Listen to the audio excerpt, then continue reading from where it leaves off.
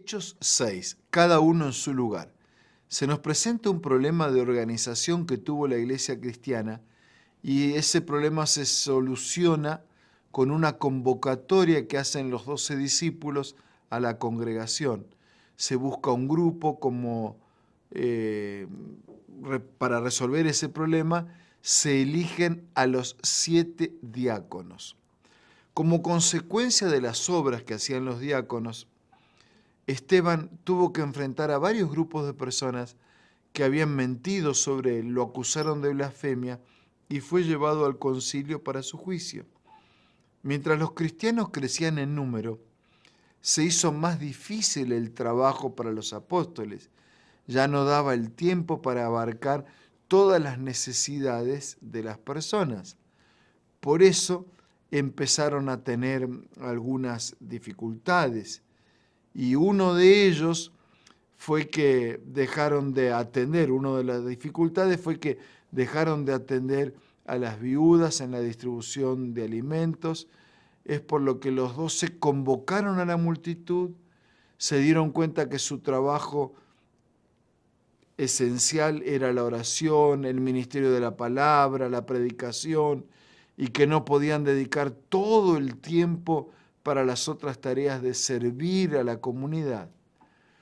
No es para nada sano involucrarse en responsabilidades en la iglesia. Dios dio diferentes dones a cada uno para servir a Dios en su área y así también permitimos que otras personas desarrollen dones para servir a Dios. Que los dos hicieron una propuesta a la multitud, la cual consistía en que entre ellos busquen 7 personas de buen testimonio, llenos del Espíritu Santo, para que se encarguen del trabajo de servir a los pobres y atender a los necesitados, mientras los discípulos continuarían encargándose de la predicación de la palabra. A la multitud le agregó la propuesta, eligieron 7 diáconos, a los cuales posteriormente se les impusieron las manos, se los dedicó, se los ordenó a ese ministerio del diaconado. Lo interesante es que la Biblia menciona que gracias a esta decisión de delegar, fue de bendición y como consecuencia la palabra crecía más, el número de discípulos se multiplicaba y también se atendían y suplían las necesidades. Esteban empezó a hacer su obra, no quería decir que se dedicaba netamente a servir a los pobres, sino que él también podía predicar, orar. Por eso dice que empezó a hacer grandes prodigios y señales. Muchos piensan que con tener un cargo en la iglesia alcanza, que cumplen con lo mínimo, pero eso no es el plan de Dios. No es lo menos que podemos dar, sino es lo máximo que podemos dar para servir, para predicar y para cumplir la misión. Y poner todos los dones que Dios nos dio al servicio de la misma misión, que es predicar el Evangelio. El enemigo siempre está para tratar de sabotear la misión. Algunas personas de la sinagoga se levantaron para discutir con Esteban. Como no pudieron contra la sabiduría de Esteban, tuvieron que sobornar a algunas personas para que mintieran sobre el testimonio de Esteban, acusándolo de hablar blasfemias contra Moisés y contra Dios. El problema se hizo más grande, los ancianos y los escribas lo llevaron al concilio, pusieron testigos falsos que lo acusaban.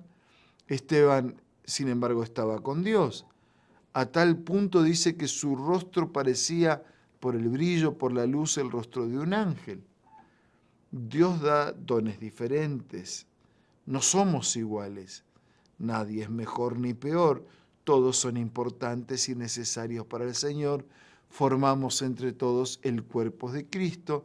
Es por eso que necesitamos pedir al Señor que nos muestre cuál es el área en la que podemos aportar y servir mejor en la iglesia para que la misión se cumpla, para que el número de discípulos pueda crecer. En el caso de Esteban, su testimonio fue incluso hasta pagar el costo, el precio con su propia vida por mantener su servicio, su fidelidad en favor de la verdad y del Evangelio. Vamos a orar. Señor, no importa los dones o talentos que tengamos, pocos o muchos, que lo poco que tengamos pueda siempre ser puesto al servicio de Dios, de la iglesia y del semejante. Que podamos en acciones, en obras de caridad, de bien y sobre todo en la predicación, en la presentación de tu palabra, de tu voluntad, del Evangelio, conducir a otros y conducirnos juntos hacia el cielo y hacia la eternidad. Oramos, agradecemos en el nombre de Jesús. Amén. Muchas gracias, un abrazo, hasta mañana si Dios quiere.